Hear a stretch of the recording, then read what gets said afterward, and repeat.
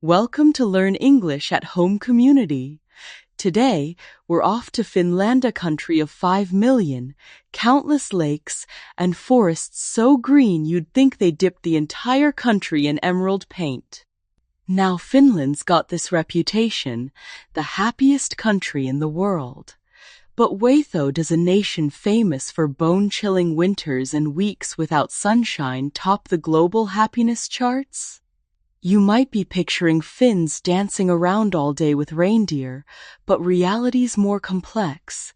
There's something deeper at play than just weather or smiling faces. Let's kick off our journey into the Finnish mind, where resilience meets nature, and yes, where the northern lights put on a free show. So, grab your metaphorical winter jacket, and let's unravel the surprising secret behind Finland's joy. Spoiler, it's not all sauna steam and snow angels. Ever heard of sisu? If not, don't worry, you're not alone. Sisu is a uniquely Finnish concept, almost impossible to translate directly. Think mental fortitude meets stubbornness with a splash of courage. Picture this. It's -20, the sun hasn't risen in a week, and you still get up to walk your dog. That's sisu in action. It's like resilience too, or maybe psychological antifreeze. So when you ask, how do Finns stay happy through endless winter? The answer is often sisu. It's the cultural software running quietly in the background, keeping everyone going. Now you might be thinking, is this just about being tough? Not quite. Sisu also means pushing through, supporting each other, and not giving up on your community. Let me tell you, a little sisu goes a long way when the thermostat says nope. It's a mindset as essential as Wi-Fi up here in the north. Here's a plot twist. Finland's happiness isn't about everyone being euphoric. In fact, it's more about having fewer deeply unhappy people. Weird, right? The World Happiness Report, think of it as the Olympics for contentment measures, things like social support and income, not just how many people are grinning 24/7. So instead of focusing on the happiest individuals, Finland works to remove the roots of misery, poverty, insecurity, lack of access to healthcare. It's like pulling weeds so the whole garden looks better. Now, you might ask, isn't happiness about wild joy? Well, in this Nordic model, it's more about steady satisfaction, not fireworks, more like a cozy fireplace. So their secret? Make sure nobody's falling through the cracks.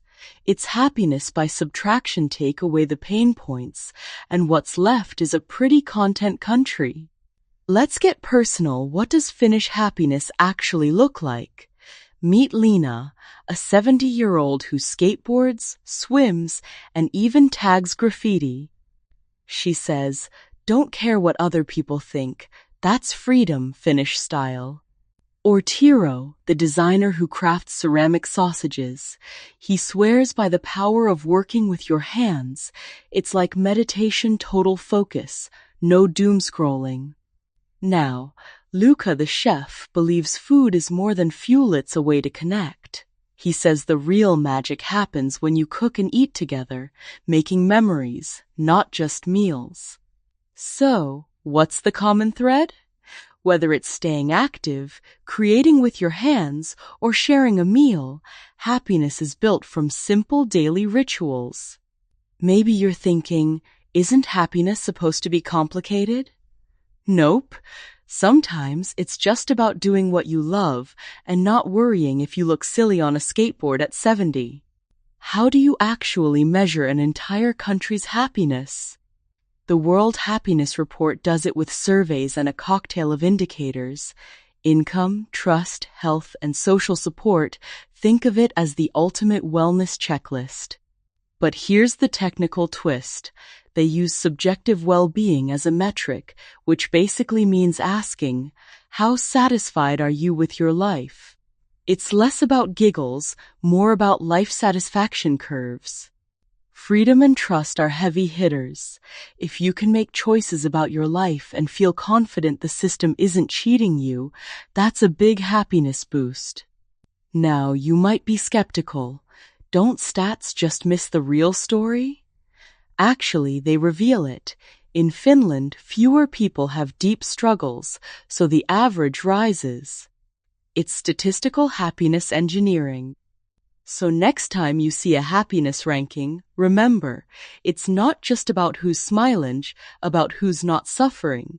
That's Finnish math for you. Let's talk forest bathing now, not skinny dipping, but soaking in the peace of nature. In Finland, you're never far from a lake or a patch of woodland. Nature's basically their national therapist. Urban planning term coming in, green space density. Finnish cities are loaded with parks and forests. It's like every neighborhood gets a slice of wilderness. You might wonder, doesn't the dark winter make people gloomy? Strangely, no. People are adapted, and being surrounded by nature even in cities helps keep spirits up. There's science to back this up. Studies show that being near trees and water lowers stress hormones. Think of it as a natural mood stabilizer. So next time you're feeling down, maybe take a leaf out of Finland's book literally. Go hug a tree. It's practically official policy over there. One word, trust. In Finland, it's everywhere from the neighbor who leaves their bike unlocked to the government that actually delivers on promises. Let's get technical. Social safety net. Finns pay high taxes, but they get a lot free healthcare, education, even help if you lose your job. It's like society is one big group project and nobody's slacking. Crime rates? Low? Economic instability? Not much. And when something does go wrong, you know there's a safety net. Think of it as emotional insurance.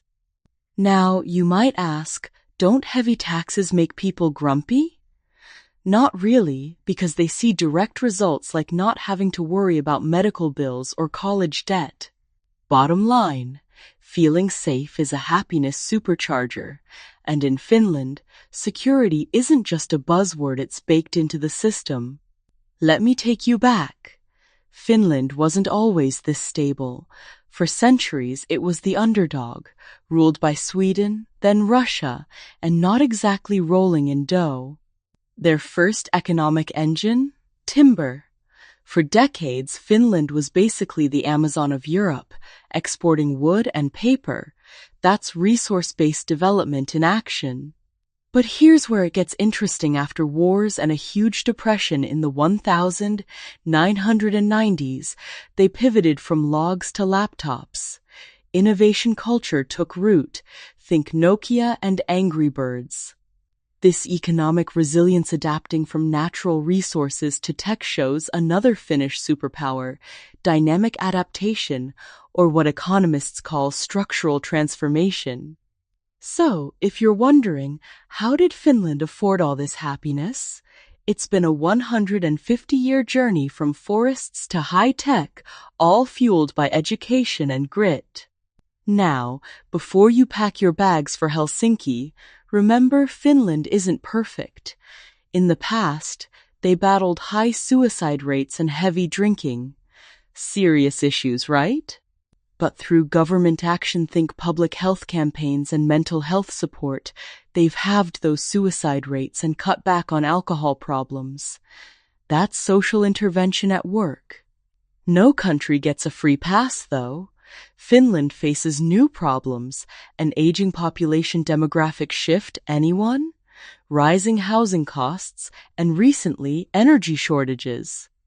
Plus, even with all that happiness, mental health struggles persist higher rates than some European neighbors.